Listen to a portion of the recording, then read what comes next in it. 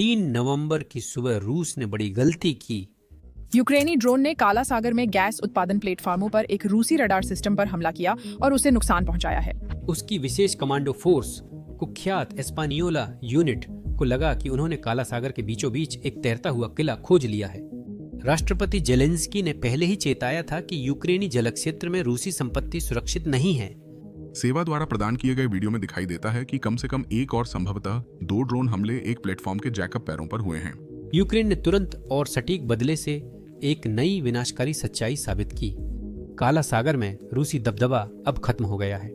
आइए इस चौंकाने वाले हमले का विश्लेषण करते हैं और देखते हैं कि पुतिन की सेनाएं कैसे चकमा खा गईं और क्यों यह पल आने वाले वर्षों तक नौसैनिक युद्ध को बदल सकता है।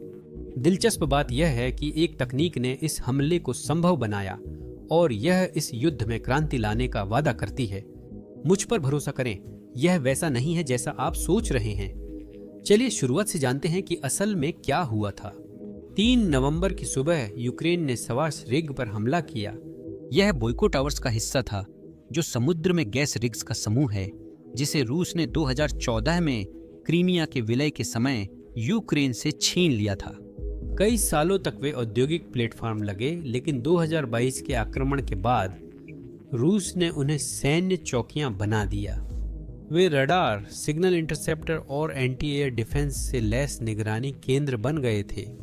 समुद्र के बीचों बीच तैरते हुए वे रूस की आंखें और कान बन गए थे, जो यूक्रेनी गतिविधियों पर नजर रखते थे और बेहद सटीकता से हमलों का मार्गदर्शन करते थे। सवाश रिग खास तौर पर अलग दिखता था। क्राइमिया के उत्तर पश्चिम में स्थित लगभग कब्जे में ली गई प्रायद्वीप और ओडेसा के बीच आधे रास्ते पर वह स्थान रणनीतिक रूप से भी महत्वपूर्ण था और प्रतीकात्मक रूप से भी शक्तिशाली था। रणनीतिक रूप से इससे रूस को उत्तर पश्चिमी काला सागर पर जल्दी चेतावनी देने की क्षमता मिली और प्रतीकात्मक रूप से यह दिखाता था कि मास्को की पहुंच यूक्रेनी जल क्षेत्र में कितनी दूर तक बढ़ गई थी। रिग एक जैकअप प्लेटफॉर्म था जो लहरों के ऊपर उठता था, जिसमें 12 टन के हेलीकॉप्टर के लिए हेलीपैड और 60 लोगों की जगह थी। लेकिन उस दिन वहां कुछ और भी खतरनाक था। उस पर रूस की 88वीं टोही और विध्वंस ब्रिगेड की एक विशेष टुकड़ी थी, जिसे एस्पानियोला के नाम से जाना जाता है। रूसी कमांडरों को यह किला लगता था, पर यूक्रेनी योजनाकारों के लिए यह अलग था। एक कमजोर अलग थलग चौकी थी जो मदद से दूर थी और महीनों से यूक्रेनी खुफिया एजेंसी की निगरानी में थी। उन्होंने गतिविधियों, आपूर्ति, गार्डों की अदला बदली और रडार पर नजर रखी। फिर बदलाव आया, कुछ नया दिखा। रूसी विशेष बल ये सिर्फ सामान्य नौसेना के जवान नहीं थे। यूक्रेनी सैन्य सूत्रों और ओपन सोर्स इंटेलिजेंस के अनुसार यह विशेष बल एस्पानियोला था, जो फुटबॉल अल्ट्रास से बनी यूनिट है। 2014 ही में डोनबास संघर्ष में बनी यह ब्रिगेड 2023 तक निजी सैन्य कंपनी बन गई, जिसे पुतिन की यूनाइटेड रसिया पार्टी का समर्थन था। वे समुद्री अभियानों, टोही और ड्रोन हमलों में विशेषज्ञ थे, जिनकी संख्या लगभग 550 थी, जिनमें 100 कामिकाजे ड्रोन ऑपरेटर थे। सावाश पर उनकी मौजूदगी ने दिखाया कि रूस उस रिग को कितनी गंभीरता से लेता था। इससे यह भी पता चला कि यूक्रेन को सबसे ज्यादा किस बात का डर था, रिग से होने वाला एक सटीक हमला जो उनकी रक्षा व्यवस्था को चकमा देकर वहां वार करता जहां वे खुद को सबसे सुरक्षित महसूस करते थे। इंटेल ने एक एंटी टैंक गाइडेड मिसाइल दल की पहचान की, जो यूक्रेनी तटीय संपत्तियों को निशाना बनाने को तैयार था। इसी कारण यूक्रेन को कार्रवाई करनी पड़ी और ऑपरेशन की शुरुआत नाटकीय मिसाइल लॉन्च से नहीं हुई। यह चुपचाप शुरू हुआ।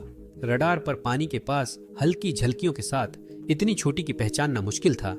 रूसी सेंसरों की हरकत दर्ज करने तक ड्रोन करीब आ चुके थे। यूक्रेनी टोही ने सब विवरण की पुष्टि कर दी थी। कुछ घंटे पहले सैनिकों की स्थिति, एंटीना कतारें और संचार टावर थे। पूरे इलाके का नक्शा मीटर स्तर तक तैयार था। फिर हमला शुरू हुआ। यूक्रेन की नौसेना ने फुटेज जारी की, जिसमें हमला योजनाबद्ध चरणों में दिखा। यह बिना चालक के सतही जहाजों के पानी पर चुपचाप फिसलने से शुरू हुआ, जो लहरों को थोड़ा ही परेशान कर रहे थे। First person view kamikaze drone हवा में छोड़े गए। ये ड्रोन तेजी से सतह के पास चले, रडार के नीचे और रूसी सैनिकों की गोलियों से बचते हुए। ड्रोन ने हेलीपैड को छूते ही आग लग गई। कुछ सेकंड बाद एक और ड्रोन रिग के सहायक खंभों से टकराया। टक्कर से द्वितीयक विस्फोट हुए, संभवतः जमा गोला बारूद या ईंधन के कारण। एक आग का गोला फूट पड़ा, जिससे क्षितिज पर अचानक चमक फैल गई।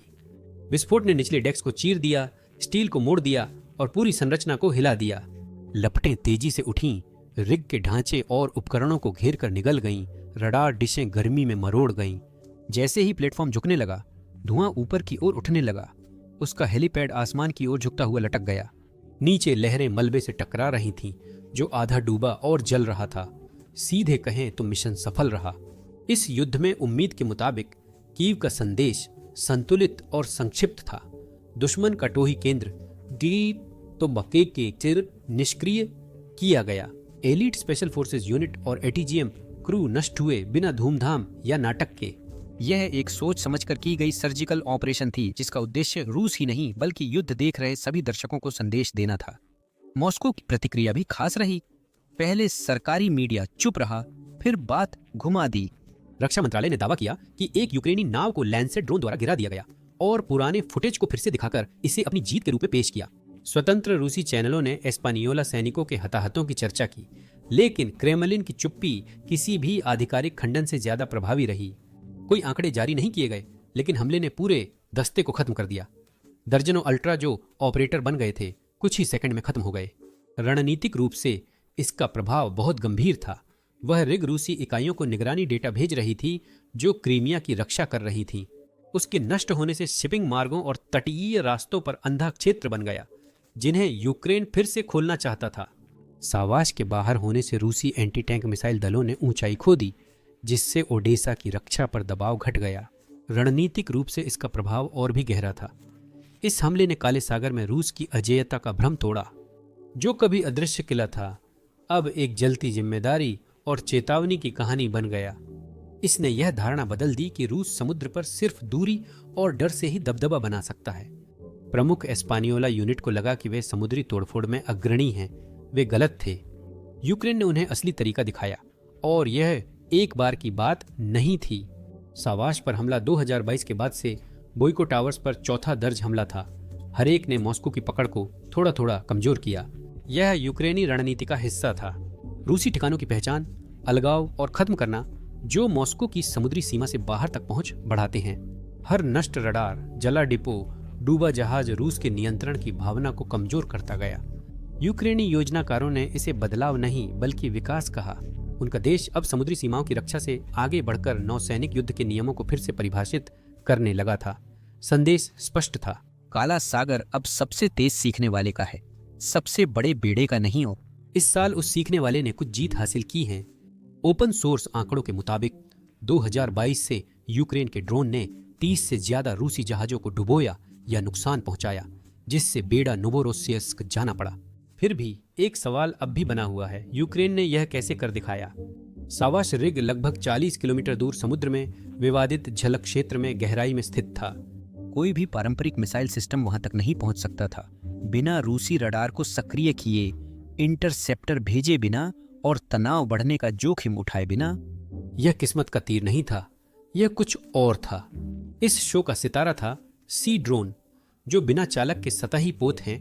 इन्हें दिखावे के लिए नहीं बल्कि सटीकता, रफ्तार और प्रभावशीलता के लिए बनाया गया था। ये ड्रोन सिर्फ औजार नहीं हैं, ये खुद रणनीति का रूप हैं। कम प्रोफाइल वाले, घातक और लगातार अनुकूलित होने वाले। उन्होंने समुद्री युद्ध को कोण, एल्गोरिदम और समय का खेल बना दिया है। सावाश सिर्फ एक हमला नहीं था, ये एक प्रदर्शन था। यूक्रेन के समुद्री ड्रोन कार्यक्रम की शुरुआत एक संकट के पल से हुई थी। 2022 में रूसी नौसेना काला सागर पर बिना चुनौती के हावी थी, जबकि यूक्रेन के पास विरोध करने के लिए कोई बेड़ा नहीं था। उन्होंने सूझबूझ से जहाजों की कमी पूरी की। चुनौतियों के बावजूद यूक्रेनी इंजीनियरों और रणनीतिकारों ने नए तरीके अपनाए।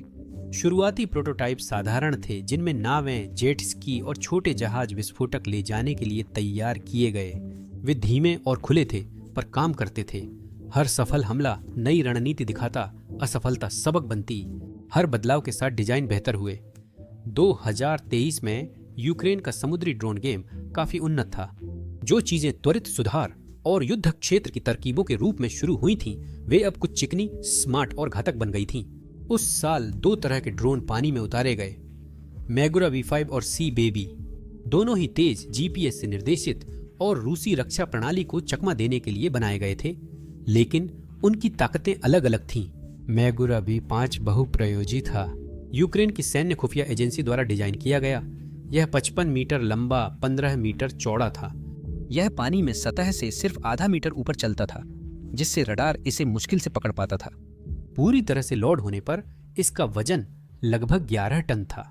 यह 22 नॉट्स की गति से चलता था, अधिकतम 42 नॉट्स तक जा सकता था और इसकी रेंज 833 किमी थी। यह दुश्मन के पानी में गहराई तक पहुंचने में सक्षम था और 320 किलोग्राम तक विस्फोटक ले जा सकता था। इस तरह की मारक क्षमता युद्धपोत को चीर सकती थी और इसने ऐसा किया भी। मागोडा ड्रोन का उपयोग करोड़ों के रूसी गश्ती जहाज सर्गेई कोतो को नष्ट करने में हुआ था। हर ड्रोन की कीमत लगभग $2,50,000 थी, जो सुनने में महंगा लग सकता है जब तक आपको यह एहसास न हो कि यह उस जहाज को नष्ट कर सकता है जिसकी कीमत उससे 200 गुना ज्यादा है। सी बेबी को यूक्रेन की सुरक्षा सेवा ने बनाया था। यह भारी, ताकतवर और दूर तक जाता था। यह 850 किलोग्राम विस्फोटक ले जाकर 1000 किमी से ज्यादा दूर जा सकता था। इन ड्रोन का उपयोग उच्च जोखिम मिशनों और क्रीमियन ब्रिज हमलों में हुआ। कुछ वर्जन मिशन के दौरान छोटे फर्स्ट पर्सन व्यू ड्रोन भी लॉन्च कर सकते थे, जिससे हमला झुंड बन जाता था। सी बेबी सिर्फ एक हथियार नहीं था, यह एक संदेश था।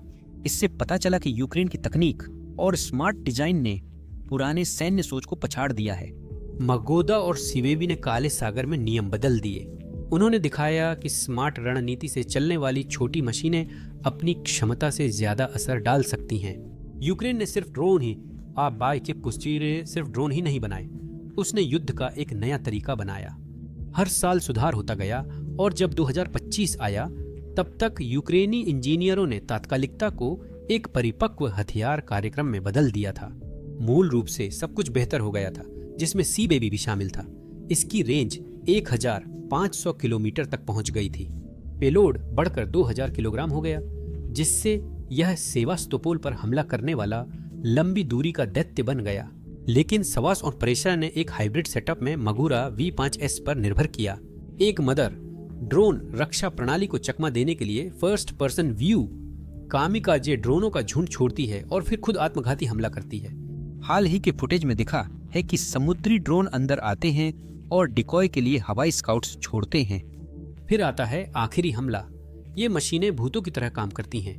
ये अंधेरे में रास्ता बनाती हैं, रडार के नीचे से निकल जाती हैं और बिना किसी चेतावनी के अपने लक्ष्यों के करीब पहुंच जाती हैं।